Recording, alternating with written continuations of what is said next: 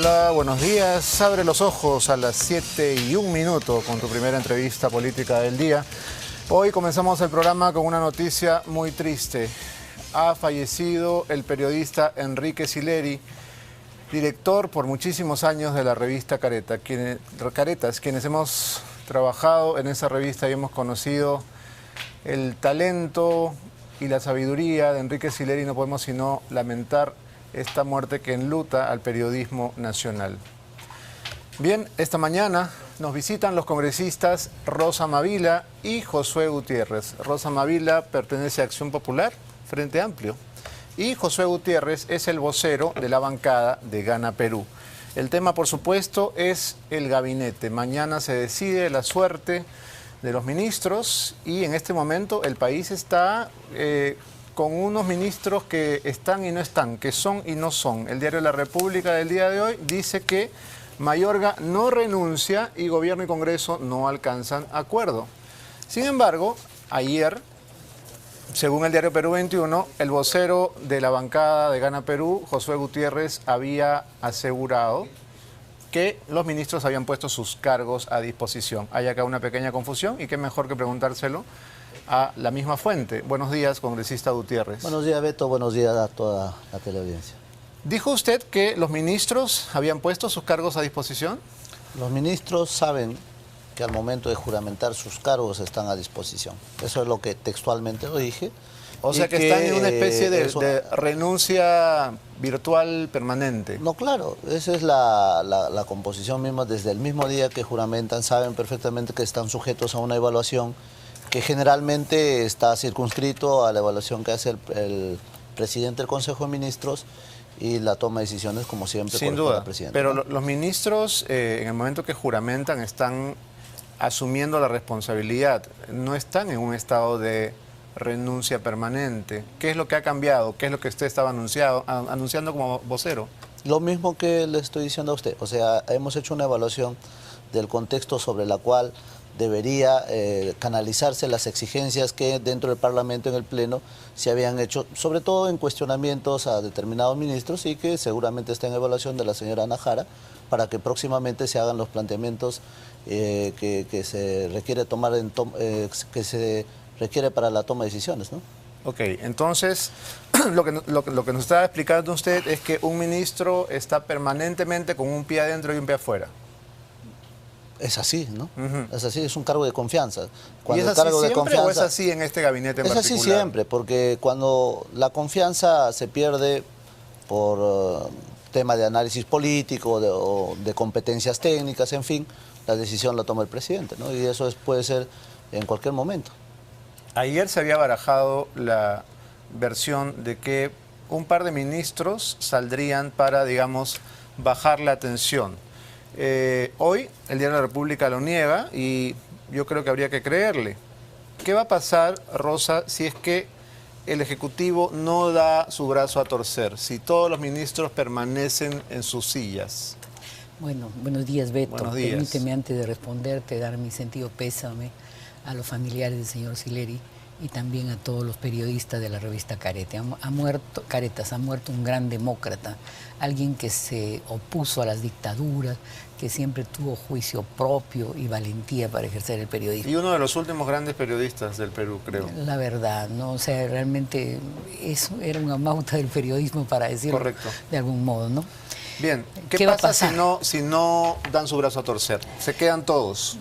Yo creo que el gobierno estará intentando ahora, como es harto previsible, conseguir los votos que le faltan para lograr el voto de confianza. Pero a mi juicio, el raciocinio que había, y te consta, Josué, en la reunión de voceros por parte de las distintas bancadas de oposición, era crear un espacio, dar unos días al gobierno para esperar un gesto político que creara condiciones para el otorgamiento de la investidura. No habiendo esto, sino por el contrario, reafirmándose en que no va a haber ningún cambio, a mí me parece que lo que viene casi naturalmente es el realineamiento de las fuerzas en torno al voto rojo. Y probablemente mañana haya un voto rojo versus verde, salvo que hubieran algunas variaciones ya de última hora, ¿no? O sea, ya no tendríamos esta fiebre del ámbar, esta abstención generalizada, que es extraña, ¿no? Porque pareciera una ausencia de posición. No, Beto, la argumentatividad del ámbar viene, yo lo he venido pensando, le comentaba a Josué, de la misma naturaleza del voto de confianza, ¿no? Es que nuestro sistema no es ni presidencialista ni parlamentarista, no es un parlamentarismo, es un presidencialismo, pero con rasgos parlamentarios. Y desde nuestra primera constitución se obligaba al gabinete a asistir a dar un informe y a plantear qué prioridad de proyectos iba a presentar. En la Constitución del 79 se dice nítidamente que se debe expresar un plan de gobierno. Y además hay que vincularlo con el contexto, ¿no? Lo que pasa es que este gabinete va al Congreso prácticamente unas semanas después del discurso presidencial del cuarto año, ¿no? Entonces es natural que haya una relación con los contenidos del plan que el gobierno lleva al Congreso y la oferta que el gabinete expresa. En palabras de la propia Najara, ellos iban a plantear el cómo se planteaba esa política, cómo se llevaba a la práctica y, por supuesto, está en debate los temas eje, pues, ¿no? Los temas que confrontan mayoritariamente a la oposición con el gobierno, ¿no? Bien. Congresista Gutiérrez, este choque de poderes podría tener como consecuencia final que Ana Jara y su gabinete completo sean defenestrados, es decir, que a un mes de haber juramentado la ministra Jara no tenga la oportunidad de demostrar qué podría hacer al frente de la presidencia del Consejo de Ministros. ¿No han evaluado en el Ejecutivo, y se lo pregunto porque entiendo que usted tiene una comunicación fluida con el Ejecutivo, los daños tremendos que esto va a causar? ¿No van a ceder ni un centímetro? A ver, hay una salida constitucional, Beto. Y la salida constitucional está claramente expresada en el artículo 130, que se circunscribe a un hecho de ratificación, de darse ese voto de confianza o no. Entonces, ese escenario es justamente el cuestionamiento cuya motivación se ha hablado bastante en el Parlamento. Lo que existe es un aprovechamiento. Mire usted, bancadas que habían dicho que van a votar en contra y bancadas que habían dicho previamente que se iban a circunscribir de alguna forma al beneficio de la duda y que iban a votar en ámbar, porque todo lo que se ha dicho al interior del Parlamento previamente ya se había dicho, por ejemplo, los cuestionamientos de los ministros, adoptar algunos temas de prioridad en la agenda parlamentaria para compartir junto con el Ejecutivo y todo lo demás. O sea que todo ha sido totalmente predecible, pero el aprovechamiento político de las bancadas que dijeron que van a votar en contra y luego votaron en ámbar hace que esta coyuntura se dé en un proceso de indefinición. Naturalmente, ahora el martes va a haber una definición. Y cualesquiera que sea esa definición, se va a circunscribir en el ámbito estrictamente constitucional porque sobre esa medida es la que tiene que plantearse cuáles van a ser las agendas en adelante que el Ejecutivo tomará en cuenta. De todas maneras, en estos momentos estamos en el escenario estrictamente parlamentario y lo que hacemos votos es para que este limbo deje de ser lo que es en estos momentos, un tema que sea como una práctica de condicionamiento cuando la verdad no es. O sea, usted no está de acuerdo con el gabinete, ¿por qué? Porque hay miembros que pueden estar cuestionados, hay medidas que no se han adoptado probablemente a tiempo, X y Z, hay un sinnúmero de cuestionamientos. La naturaleza de la votación va a ir en ese orden seguramente, ¿no? Otro de los asuntos, Rosa, que la población está exigiendo y que yo creo que el Congreso hace bien en recoger es la eliminación de los aportes obligatorios a las AFP, que el trabajador independiente ha visto con toda razón como un atropello, como un abuso. ¿En esto cederá el Ejecutivo o también se van a poner necios? Mire, yo creo que el gobierno está revelando, con todo respeto, Josué, una falta de oficio político. Cree que el tema es una confrontación, un chantaje, una presión, y no ve que en política es el arte de gobernar, implica hacer concesiones y de alguna manera crear un escenario mejor para la gobernabilidad. Mi punto de vista es que, por ejemplo, en la AFP no es un capricho ni nada por el estilo, es verdad, el Ejecutivo ellos plantearon el proyecto al Ejecutivo que implicaba esquilmar a los trabajadores independientes, esos que son parte de la economía informal y que se están recién formalizando. Mira, Beto, según cifras del IEP, ¿no? Son 200 empresas las que ganan el 60% del Producto Bruto Interno. frente al 79% de la población económicamente activa que entra en el escenario de la informalidad. Y entonces plantearle a los jóvenes emprendedores la usura, ¿por qué es usura? Pues de cobrarle hasta el 10% de sus escasos ingresos, es una formalización arbitraria, forzada, que en el fondo esquilma a los de abajo cuando el gobierno mismo le está perdonando el pago de tributación a 15 aproximadamente empresas de tributaciones atrasadas. Y entonces este trato desigual obviamente genera una desazón política y sobre todo una protesta social justa y mayoritaria. Entonces el gobierno sabe lo que dice, lo que han dicho, pero eso está en el Congreso, dice la ministra Najara. Entonces lo decide el Congreso, va a ser el primer punto de agenda del Congreso, pero si el gobierno lo llevó con un decreto de urgencia especial, ¿por qué no puede hacer el gesto político de plantear ya no el debate de fondo, sino solo la postergación, como ya se hizo el año precedente, ¿no? Para crear un escenario de mayor debate del tema ya más de fondo de todas las administradoras privadas de pensiones? La idea es esa idea errada, a mi juicio, políticamente, de que ceder algo implica parecer débil en términos gubernamentales.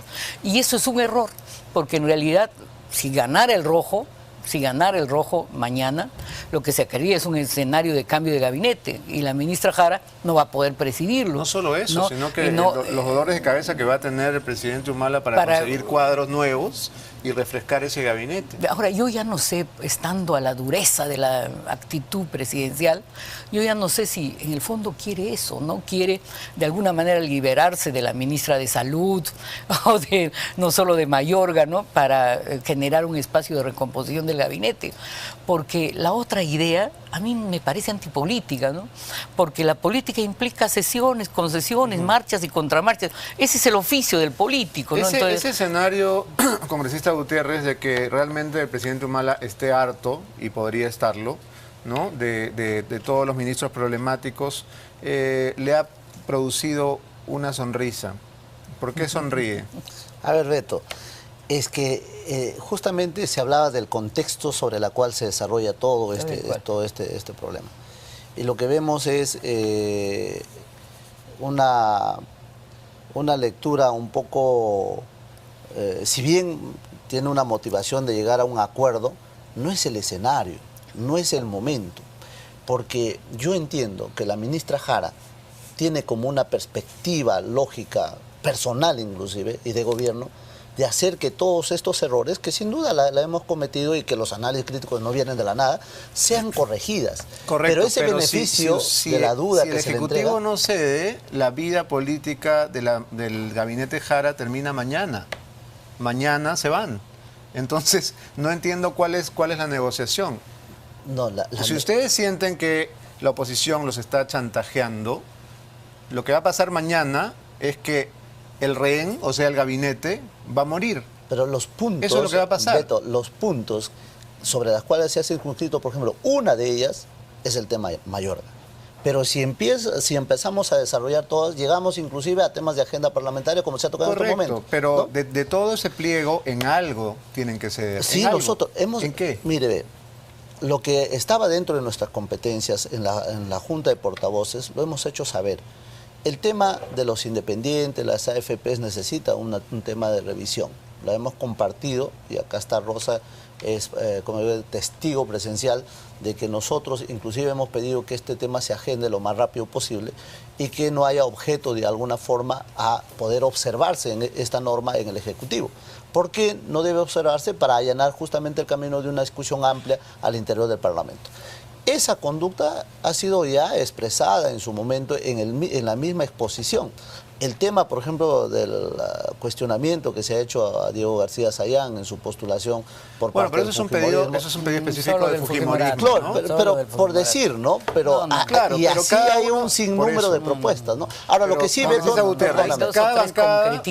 cada sector puede pedir esto o lo otro, pero en algo, dos o tres, ¿no? En algo, por lo menos en las demandas comunes, el gobierno va a tener que ceder. Sin duda. ¿Lo va a hacer?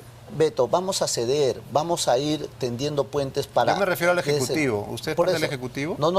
Nosotros como bancada vamos a auspiciar para que el Ejecutivo ceda en algunos puntos que son importantes ceder. no previo a al voto de investidura, sino la exigencia es natural, queremos hacer un buen gobierno y las críticas que se nos ha hecho, los cuestionamientos que han sido planteados, muchas de esas van a tener que resolverse en el camino. Bien. Pero no El antes de... raciocinio, el raciocinio es así, primero la investidura, después evaluamos las gestiones. Y lo que no evalúan, por eso yo digo que hay falta de oficio político, que si se ponen así de duros y no concertan nada. Por ejemplo, el ministro de Trabajo ya planteó en provincias que estaba evaluando el incremento del salario mínimo vital. ¿Por qué no lo plantean ya? ¿No? Entonces, es un gesto político. Por eso se fue Villanueva, ¿no? ¿Perdón? Por mencionar esa mala palabra se fue Villanueva. Sí, pero Tarola ya lo ha anunciado. Y entonces, ¿por qué no lo anuncia la Premier como un gesto político, entre otros? ¿Y por qué no le aceptan la renuncia al ministro Mayorga? Después de todo, el tema no es su persona. El tema es el estilo de gobierno en el que sectores privados están gobernando vía correos. Ese es el tema de fondo. En una democracia eso no se permite. Pero aquí hay un error de ubicación política. El gobierno cree que la situación está tal cual cuando fue elegido como gobernante. Y no se da cuenta de que hay signos clarísimos, ¿no? Casi se tacha al gabinete Cornejo, la elección ajustada de Ana María Solórzano, las 2 veces abstención en el otorgamiento del voto a Ana Jara. Y aquí nos preguntamos, igual que el congresista Pari, ¿por qué sacrificar a Ana Jara, que está en una postura dialógica, que tiene cierto consenso en el Parlamento, por mantener a ministros que sabemos por fuentes gubernamentales que tampoco tienen demasiado aval? ¿O hay algo atrás?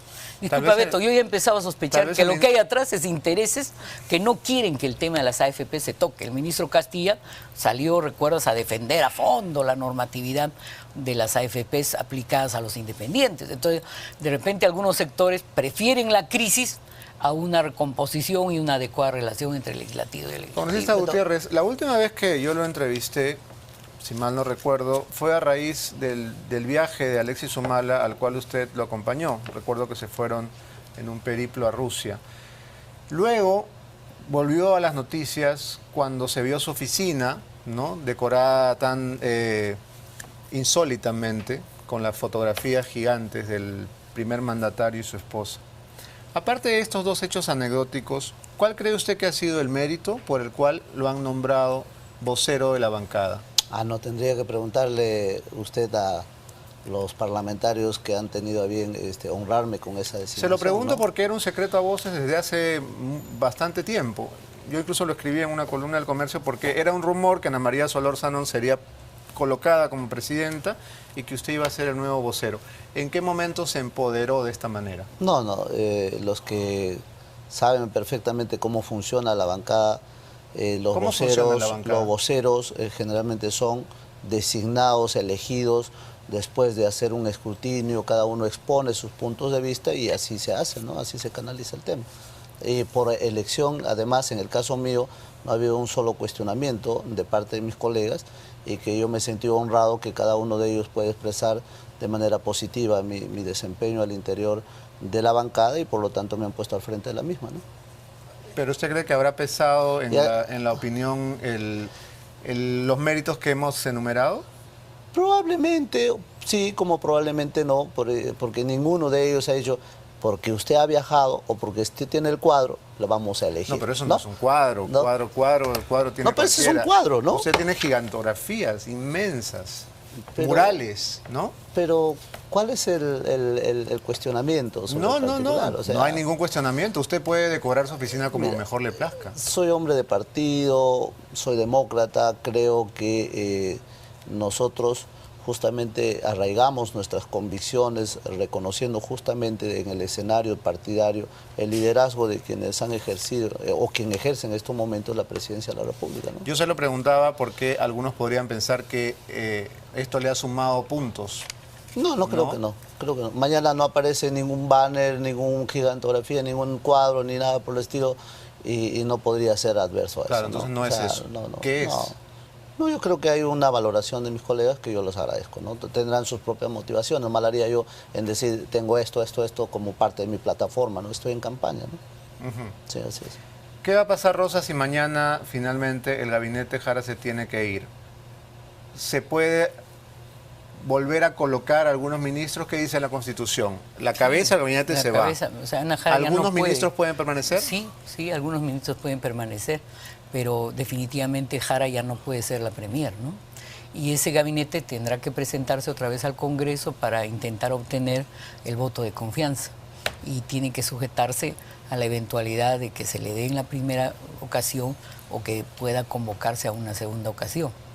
Mi impresión, Beto, es que si no se llega a un acuerdo medianamente racional y ponderado mañana, se viene un escenario de exacerbación de la crisis y de la confrontación. Y entonces ellos mismos dicen, ¿no? ¿Por qué, si tienen algo contra algunos ministros, por qué no plantean su cuestionamiento por la vía parlamentaria, ¿no? O sea, entonces se viene seguramente el cuestionamiento al ministro Mayorga, después a la ministra de Javi, después al ministro de Economía, en una práctica que francamente a mí me parece desgastante como parte del escenario político. Yo creo que es hora ya de que la política enfrente opciones programáticas. Por ejemplo, mi principal contradicción es con el ministro Castillo.